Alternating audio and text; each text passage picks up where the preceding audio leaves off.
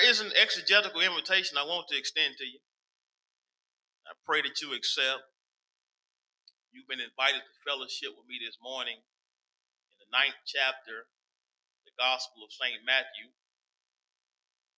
St. Matthew, chapter number 9.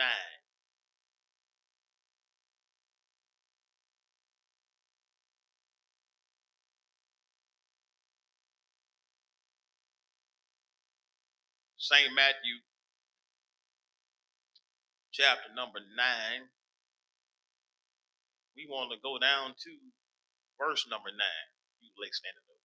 Matthew 9, verse 9. The Word of God reads, as Jesus went on from there, he saw a man named Matthew sitting at the tax office, and he said to him, follow me. He got up and followed him. You may be seated. We thank God for his word and for the perpetual nature that lies there within. As Jesus went up from there, he saw a man. For just a few moments, I want to have a Christological conversation around the subject, victory in visibility. Victory in visibility. This morning, I woke up after my prayer time and everything, and that's very impressive. In my prayer time, I unlocked my phone. When I unlocked my phone, I didn't use my fingers. As an iPhone user, we have access to this feature called Face ID. And so I have things on my phone, but in order for those things to be unlocked, the phone has to see me just as I am. If I have a mask on, the Face ID may not recognize me right off. But when my phone sees me, it unlocks what is stored for me. I told you that it was this morning, which means and suggests that it was before I was fully dressed, before I had went through all of my grooming processes, before I put my moisturizer and toner on my face, because my phone saw me as I was. It unlocked everything it had for me just by seeing me. And I'm challenging someone this morning that there are some things in store for you. There are some things prepared for you. And certain things will be unlocked for you when you allow God to see you as you are. In other words, you don't have to put on makeup for God to see you. You don't have to brush your hair forward to get your waves all straight in order for God to unlock things for you. But all of us who are sitting here this morning are the recipients of God's grace only because God saw you as you were in raw form before you got your makeup on, before you got your braids and wigs straight, before you picked your outfit, before you put on your perfume. God saw you in your raw state and said, here, I got life for you. Now, why are y'all sitting there looking at me like that in your church clothes? because you may have us food in your church clothes, but God knows the truth about us. He knows the origin of our life, and yet and still God didn't wait on us to get in here before he started pouring grace upon us. But when we were in our sin, when we were in our iniquity, God was God enough to see us and unlock blessings in our life. And I want to ask the house this morning, has God ever seen you without your makeup on? Has God ever seen you before you brushed your teeth? Has God ever seen you with the do-rag still around your head? Has he ever seen you with your bonnet on and in that spiritual condition before you can apply the liner and before you can apply the foundation? God was already working in your favor. And I want to encourage you today that you don't have to hide from God.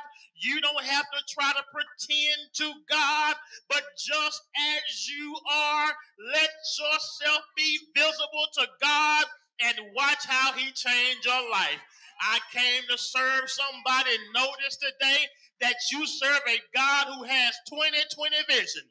He knows about you. He sees you. He sees where you are. He sees your condition. He sees your tears. He sees your pain. And while you're trying to hide from your neighbor in here, God says, forget about them and let me see you just as you are and watch how I can turn your life around. And God is still in the seeing business, and you can have victory by being visible, not by being perfect, not by having it together, not by following your own standards, not by following your own guidelines, but be open to God and say, God, just see me and bring me closer to you.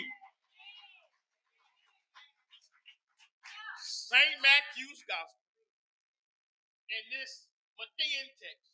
Are y'all going to help me this morning?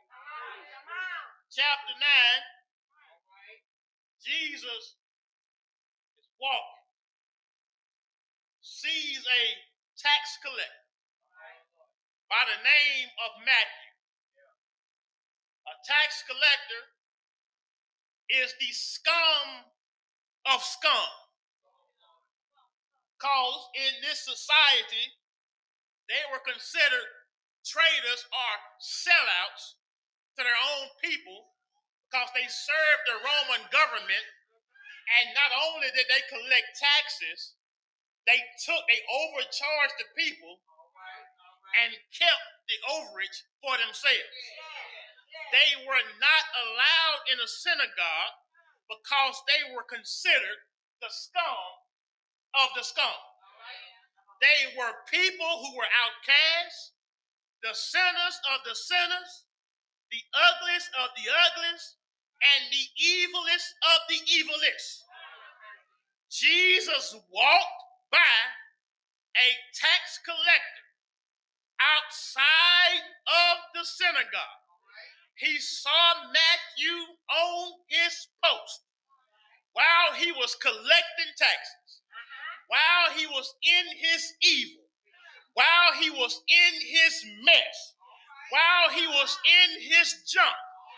And right there, Jesus saw Matthew and didn't say, Matthew, get it together. Didn't say, Matthew, why you act like that. Right there as he was, Jesus said, not only I see you, but let me tell you what I want you to do, Matthew. I want you to follow me. And Matthew got up from that place and followed a perfect Jesus, a far from perfect man. His life changed not because he was perfect, but because he followed a perfect Jesus. Now, why are you judging Matthew today? Because you have been in church for 5 days. But let me tell you the truth about yourself. You look good this morning, and you are in Pilgrim Rest, and y'all know what we say. We are a loving church. But let me tell you, Matthew, you ain't always been a loving purpose. You ain't always been a loving church. The only reason we are able to brag about that today is because God takes trips to tax collector booths. And when he goes to the tax collecting booth, he does not condemn you. He does not cast you to hell. But Jesus said, I see you, and now I want you. And I want to have fellowship with you. I want to have relationship with you. And when the world doesn't want to have anything to do with you, I want everything to do with you. So this man named Matthew, others call him Levi, this same man, when Jesus saw him, Jesus saw his worth. Jesus saw the value in his life after he followed him.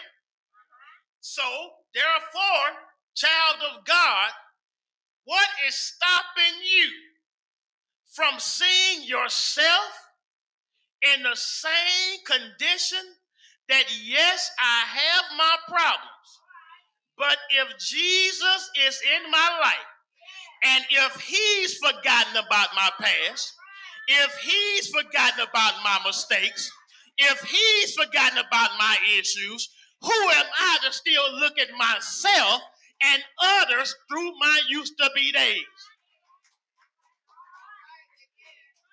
And here's what I came to preach. I ain't got all the time to wrestle with y'all today. The fact that Jesus saw me and called me at my worst gives me the authority to see me at my best. Gavin R Hamms, you better preach if you got to do it by yourself. If Jesus saw me at my worst and called me at my worst, then that should challenge me to see me as my best. In other words, get over your past. Get over your issues. Get over your sin. Get over your mistakes. Get over how you view yourself and say, if God saw me and wants to fellowship with me, then I might as well see myself as the righteousness of God.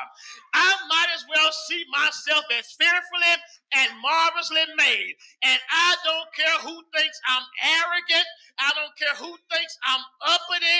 I don't care who thinks I don't deserve it. Take that up with my Jesus, because he's the one who saw me. He's the one who died for me. He's the one who knows my past. He's the one who saw me while I was in my sin and died for me and rose for me and justified me and sanctified me, forgiven me and saved me, and I'm going to hold my head up. I don't care how much money in my bank account. I don't care what my credit score is. I got my chest stuck out. I'm going to have a little glide to my step because I've been chosen by my God. I've been called by my God. Who do you think you are? I'm the righteousness of God. Who do you think you are? I'm the head and not the tail. I'm above and not beneath. I'm the lender and not the borrower. I'm fearfully and wonderfully made. I'm heaven going. I got my ticket. I'm justified. I'm anointed. I'm touched. And I look pretty doggone good if I do say so myself. Why you think you all that? I don't think I'm all that, but the one who is all that thought enough for me to see me and call me, and I don't care what you got to say. I see it. That big hand on the five. I told you what I came to preach. Let me see if I have some hermeneutic highlights that can help us unpack this text and see this tension. Once I do my best, I'm headed up 167. Y'all waiting on me? This text teaches us, big word alert, that we have been inexplicably drafted.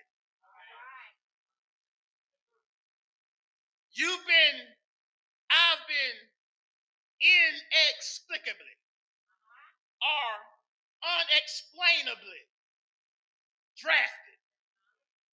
In other words, I got picked. I don't know why.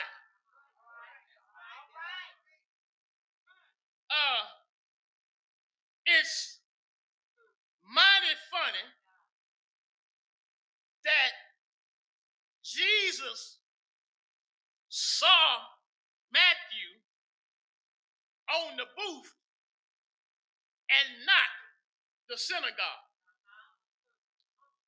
And I'm glad that his eyes are not just sanctuary activated eyes, but my God has sanctification activated God. In other words, I'm glad to see you this morning. But you better be glad that his eyes don't just work in here. Because sometimes I don't have sanctuary behavior. But because his eyes work everywhere, no matter where I'm at, I'm in reach to receive the call of God. Let me tell you, I'm upset some church folk here today. Let me tell you why we better be glad he doesn't just have sanctuary activated eyes. Because if he just had sanctuary and synagogue activated eyes, then Matthew would have never got caught. And Jesus' reach is well beyond here, because how else would here grow unless his eyes were there? Okay, Gavin. Okay, Gavin, here it is. Know your people. Okay. Your people have been saved for a long time. And they think that their life is all about here. And because they're here, then they got it all together. So now, Gavin, it's your job to explain that even though our bodies are always here, even when we're in here, we got some booth inside of us, even right now. God just told me to tell you, put your halo off, because even though you've been in here for 50 years, you still got some booth behavior while you even in here. So I guess what I'm saying is when God sees some of us in here, he's actually seeing booth in here. Because when we're in here, we're not always in the proper spirit. So you may be clapping your hands. You may be stomping your feet. You may have gone through your devotion. You may have gone through your welcome. You may have gone through all the church ritual, but your heart still got a ways to go. You still got some things you need God to fix. You still got some ugly ways on the inside, but I got good news for you. He'll see you right there when you broke down in here and lift you up. This whole time, I just figured it out. Because we have to remember that we do not have a monopoly on Christ. Can I push it? Jesus had to go outside the synagogue because the ones in the synagogue wasn't acting right. They knew all the Torah. They knew Genesis, Exodus, Leviticus, and Numbers, and Deuteronomy. But they still had no revelation. And Jesus said, I tell you what I'll do. Even if the ones in here won't get it, my will be done. I will show you that my power is not just bound in what people have put I'm not just bound in traditions. I'm not just bound in buildings. I'll go out of here and still preach this world crazy. So he teaches us this morning. Hear me well. Hear me well. Jesus goes, finds, and calls those who are out of place. Jesus, I'm having fun. Jesus places himself out of place so he can bring us to the right place. And the reason we have an opportunity to get to the right place is because he goes out of place and don't leave us in that place, but brings us to a right place.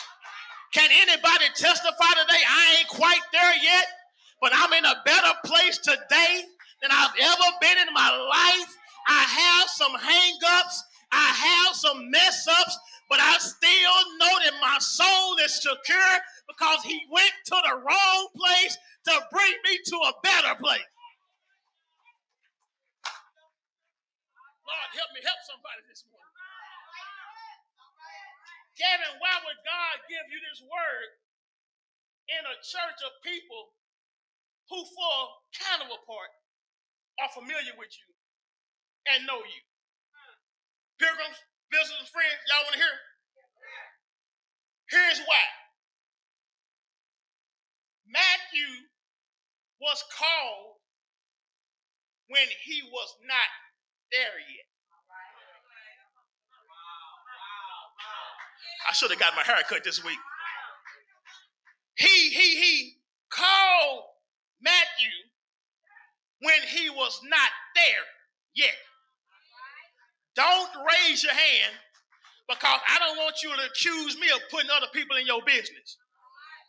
How many of us, I'm going to look this way, can confess that I'm not quite there yet?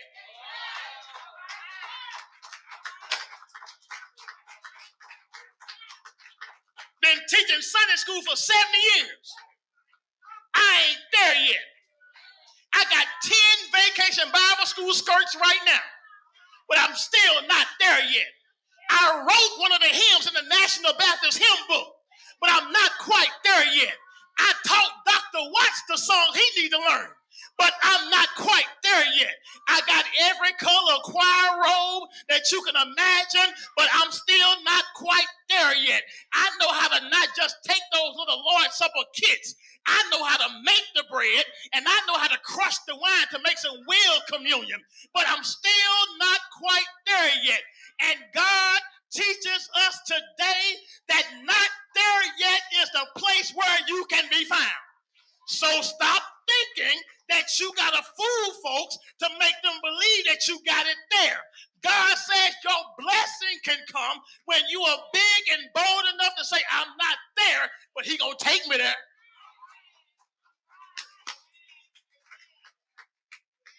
And I'm trying to teach somebody, you got some not there. I feel like preaching today. You got some not there situations in your life. Somebody's not there in their body. Somebody's not there in their finances. Somebody's not there, and it's evident because you can just flip folks off and cuss folks out without even thinking about it. Not Pilgrim Rest, of course. But can I encourage your heart this morning? With our sanctimonious selves, God says, you will never go anywhere in life until you admit to yourself that you are not there yet. Stop trying to act like it, because we will never grow as a church of God until we remember that I'm not quite there, but I know a Jesus who will come to where I'm at and take me to where I'm not. And I believe by faith that if he's still doing it for me, He can do it for somebody else.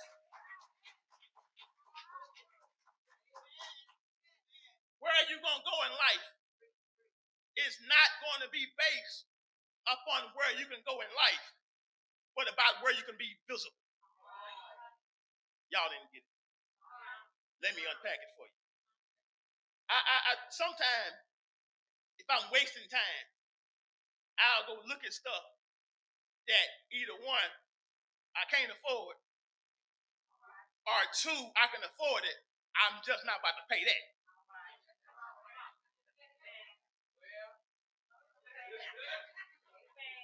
I found myself in a jewelry store one day, and sometimes I just get amazed, Mims, about how much stuff costs. I saw a diamond that was no bigger than the size of a mustard seed.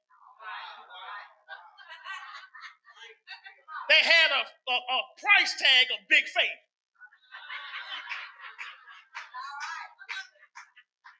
I had to have an interview with that diamond.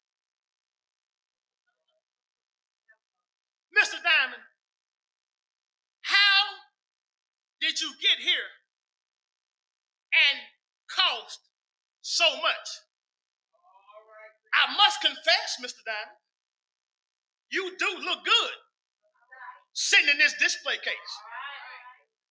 But my question for you, if I wanted to take you home, why would I have to take out a second mortgage? Gavin, it's quite simple, sir. You see me here, but this is not where I started. Gavin, I don't know how I got to this jewelry store. All I know, Gavin, is that I used to be in some dirt. In my rawest form, I wasn't in this display case. Somebody found me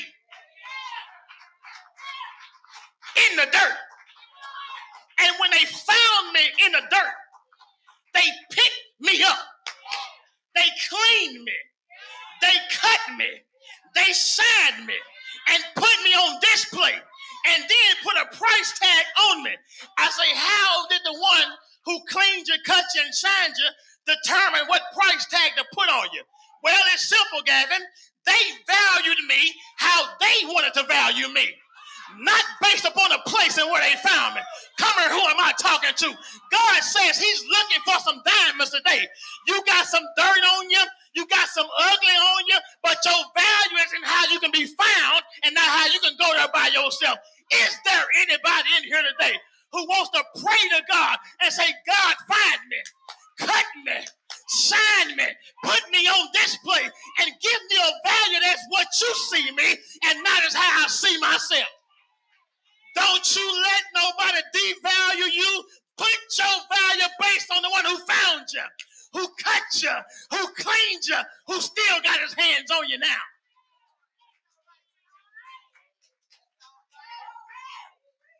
I wish I had time this morning. But all of us in here, only favor we got, the favor is that we've been found. I didn't get here by myself, and quite frankly, I'm not all that right now.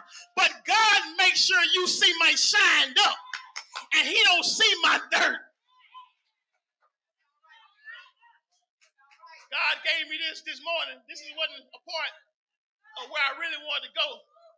But I was talking to somebody. I'm a little bit off schedule. I was talking to somebody the other day, and they was kind of questioning something that was going on, and they said, such and such must got some dirt on them. Diaconus, I heard that term in a way that preached me. Such and such must got some dirt on them. And so people form opinions about other people because they got some dirt on them. But can I help somebody this morning? worried about who got dirt on me because my life is in the one who can get the dirt up off me. Preach, Gavin R Hamms, PhD. Let anybody have dirt on you, but I got a Savior who can get the dirt up off me. And when you see me elevated, it's because you may have had some dirt on me, but he got the dirt up off me with the blood that was shed on Calvary.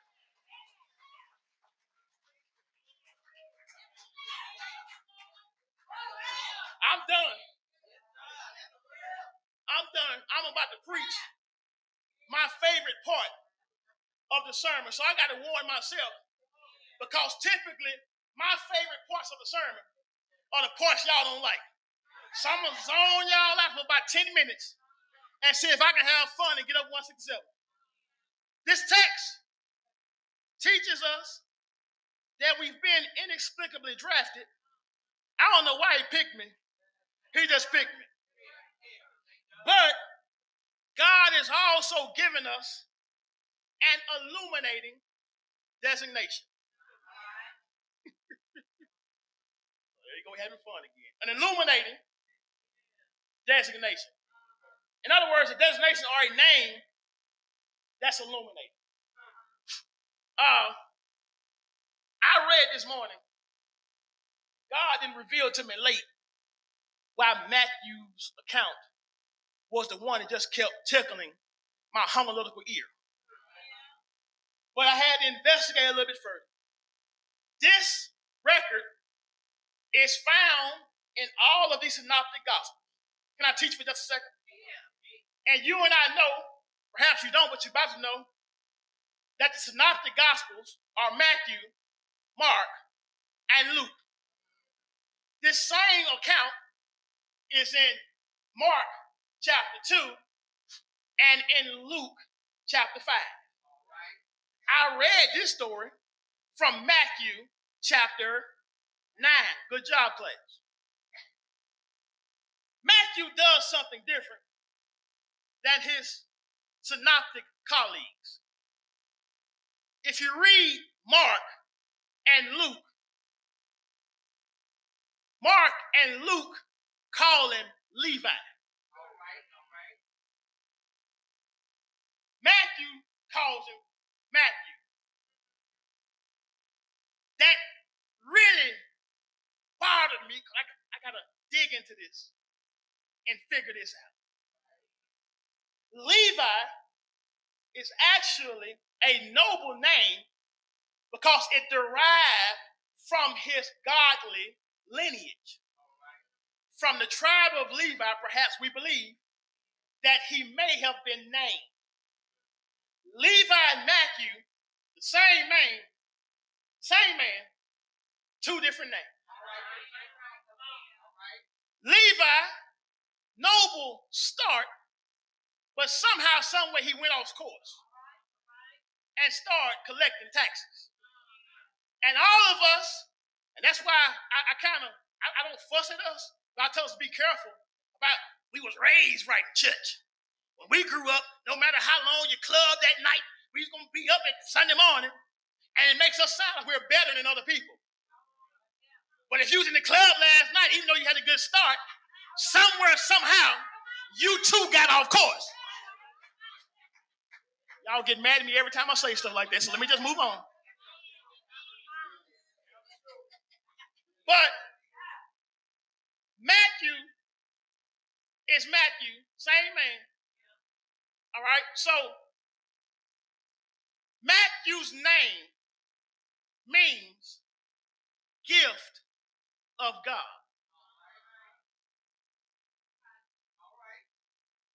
Gift of the Lord. Or some say gift from the Lord. Some say both ways.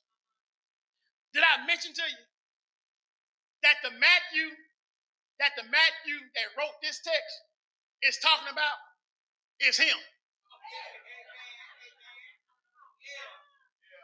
So Matthew is really giving us an autobiography of his call to discipleship. I told you that Mark and Luke called him Levi. Matthew saying, I ain't gonna call y'all. I ain't gonna let y'all call me Levi. My name is Matthew. Two interpretations. We saw and believe that Matthew's name was given to him post-call by Jesus. We don't know, but theologians argue over that. I like that because if Matthew's name means, follow me class, gift of God, Matthew's saying, let me tell you about the time I was called. I was on the tax collector's booth. I was in a place I had nowhere being, but let me tell you about a gift I got. While you want to call me Levi, let me call myself Grace, because that's my story. Don't call me what I used to be. Don't call me what I can be now. From this day forward, Mark and Luke, my name is Grace. Who in Pilgrim Rest today? You're not going to let nobody call you out your name. You're not going to let nobody devalue you. But anytime somebody want to bring up your flaws, say my name is still Grace. My name is still holy. My name is still righteous. My name is still anointed. He's called to be a preacher. I am Reverend Dr. Gavin R Hamms, and that's who you refer to me as.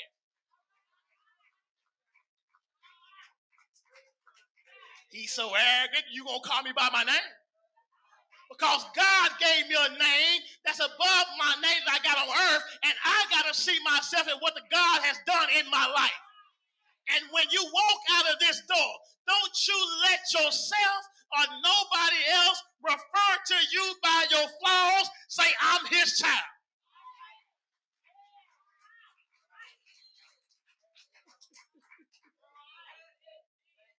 I don't mean that literally. I ain't saying I got to walk around with a title on my head. That's not what I'm saying. But my point is, no matter what somebody else thinks about you, you better know that you know that you know that you are not that, but you are what God has made you to be, because he's given you a new lease on life. Matthew said, my name, gift to God. Because I remember who I used to be. But God gave me a new lease on life. That's one explanation of Matthew meaning gift of God. Can I tell you another interpretation of what Matthew means? We read the gospel, key word, of Matthew, written by the Matthew here in this text. Matthew and other gospels are designed to prove that Jesus Christ came as a sinless sacrifice, died, rose again, coming back again, which leads us to salvation. Y'all know the gospel is the good news. Who wrote the gospel of St. Matthew? Matthew, the same man who's a tax collector. He said, don't call me Levi, call me Matthew, which means gift of God. Another interpretation of it means that no matter who I used to be, Mark and Luke, I'm a gift. And you better be careful about how you look at me, because no matter what you think about me, God says I'm a gift. Who in here today is bold enough to realize that your feelings aside, no matter what you've been through, no matter where you've gone, God says you are still a gift because you got God on the inside of you. I want you to look in your mirror today and say, boy, you a gift. I want you to look in your mirror today and say, girl, you a gift. Yes, you have some flaws. Yes, you got some issues, but because God is in you, you are a gift. I told y'all weren't going to like it. Because we think we got to be a poor, weak, humble servant on the battlefield for the Lord. You be on the battlefield for the Lord, but you better know you're a gift. And who gave him the name? Jesus. So if Jesus saw him as a gift, then who are you to think that you still a nobody? I'm done. I'm done. I'm done. I'm done. This house, we need to see ourselves by the way Jesus sees us. Can I close? Year 1991-ish, 94. You all know by now, after all these years, I'm a fan of the 90s era Bulls. Michael Jeffrey Jordan, born February 17, 1963, in Brooklyn, New York, played. Me and Tamel used to always watch. It was Channel 11 in Winfield. We used to watch the station called WG because we wanted to make sure that we never missed the starting lineup. We always wanted to tune in to watch the starting lineups and see our Bulls play. And they would always say live from Chicago State. New York Knicks versus the Chicago Bulls. That was during the early 90s, 91-ish to around 94, because the Bulls played in Chicago State. We all know that Mike took a hiatus to go play baseball. And when Mike got back, we would still watch WGN on Channel 11.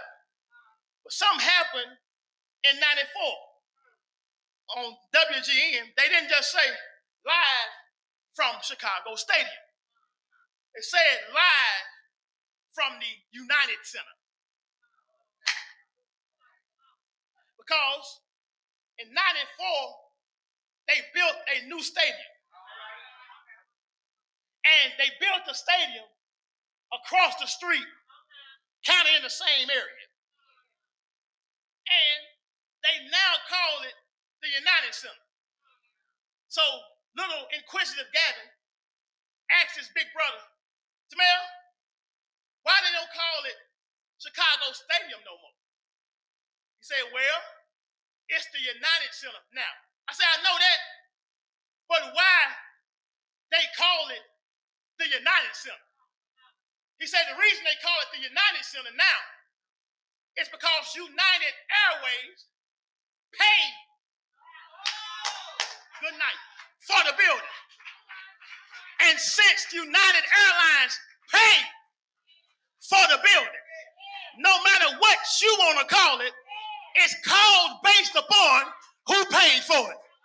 2,000 years ago, on a hill called Calvary, they tell me it was one Friday afternoon, a man named Jesus paid the ultimate price for you and our life. So no matter what you call me today, I'm going to go by the one who paid the price for my life. Are there any other United Sinners in the house this morning who know who you can be? But God says today, you are who I called you to be because I paid it all. I'm done.